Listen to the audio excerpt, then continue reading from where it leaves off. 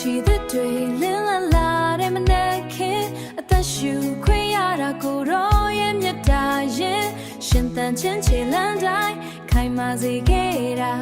ကိုတော့ပေးတဲ့ခွန်အားတွေကြောင့်ပါပဲဖျားလှူရှာ